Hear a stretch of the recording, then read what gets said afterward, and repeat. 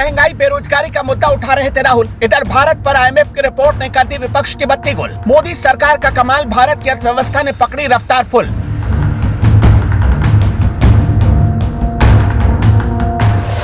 प्रपंच करता रह गया पाकिस्तान, हिंदुस्तान का ग्रोथ देख चीन भी हैरान। मोदी सरकार ने लिखी तरक्की की ऐसी कहानी, वो दिन दूर नहीं जब होगी 5 ट्रिलियन इकोनॉमी। ऋषि सुनक के ब्रिटेन में सन्नाटा छाया, बाइडेन और अमेरिका को भी भारत का ये अवतार भाया। आखिर ऐसा क्या कर गए मोदी जो मनमोहन जैसा अर्थशास्त्री भी नहीं कर पाया।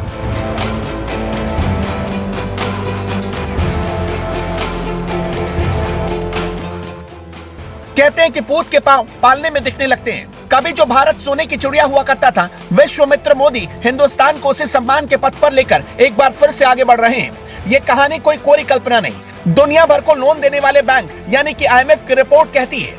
कहानी बस इतनी सी नहीं है। IMF यानी कि अंतर्राष्ट्रीय मुद्रा कोष ने भारत को स्टार परफॉर्मर बताया है। बाजार की भाषा में कहें तो फास्टेस्ट ग्रोइंग इकोनॉमी। यही रफ्तार रही और मोदी 2030 तक प्रधानमंत्री बने रहे तो भारत को कोई रोक नहीं पाएगा।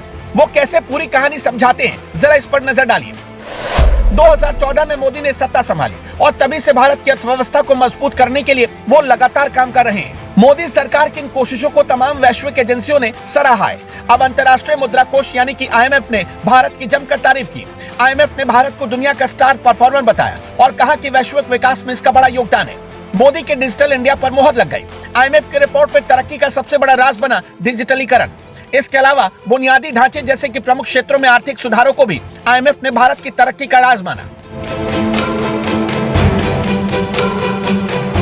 कमाल की बात देखिए, जब चीन की इकोनॉमी गड्ढे में जा रही है, तब स्नोबॉल की तरह भारत की अर्थव्यवस्था बड़ा आकार ले रही है। ग्लोबल डेवलपमेंट में भारत ने 16% से अधिक योगदान देकर दुनिया भर के अर्थशास्त्रियों को चौंका दिया है। भारत आज दुनिया की फास्टेस्ट ग्रोइंग इकोनॉमी बन चुका है और इसके पीछे कई फैक्टर हैं। मोदी ने भारत से लाल फीताशाही को गायब कर दिया, लेन देन को डिजिटल किया। विश्व आर्थिक मंच यानी कि WEF के अध्यक्ष बॉर्गे ब्रांड कहते हैं कि भारत की इकोनॉमी स्नोबॉल इफेक्ट से गुजर रही है। जब स्नोबॉल लुढ़कता है तो ये बड़ा और बड़ा होता जाता है।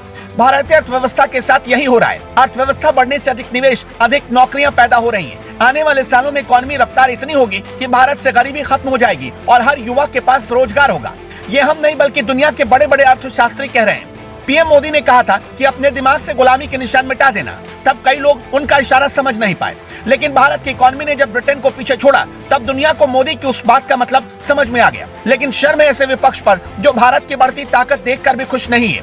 राहुल गांधी महंगाई महंगाई चिल्ला रहे हैं, अखिलेश बेरोजगारी के नाम पर जनता को बरगला रहे हैं। ये कोई नहीं बता रहा कि मोदी अगर 10 साल और रह गए तो भारत फिर से सोने की चिड़िया बन जाएगा। सोमवार को IMF ने सालाना आर्टिकल 4 परामर्श जारी किया, जिसमें साफ साफ लिखा था कि इस साल भारत दुनिया की सबसे तेजी से बढ़ती प्रमुख अर्थव्यवस्थाओं में से एक बनने के रास्ते पर है। IMF के एक अधिकारी नाडा चौधरी कहते हैं कि भारत की जनसंख्या बहुत बड़ी है, युवा और बढ़ती हुई आबादी है और यही भारत की सबसे बड़ी ताकत है। आज मोदी के भारत में दुनिया भविष्य की प्रोडक्टिविटी और ग्रोथ देख रही है, तो इसकी वजह भी वो मजबूत प्लेटफॉर्म है जिसे मोदी ने 9.5 साल में खड़ा किया। दरअसल किसी भी देश में निवेश और विकास के लिए राजनीतिक स्थिरता बेहद जरूरी है। सरकार ने कारोबारी माहौल को बढ़ावा देने के लिए कई जरूरी कदम उठाए, जिसके दम पर आज भारत दुनिया का स्टार परफॉर्मर बना हुआ है। दोस्तों, आपको क्या लगता है, क्या भारत फिर से सोने की चिड़िया बन पाएगा? आप अपनी राय हमें कमेंट बॉक्स में जरूर बताएं।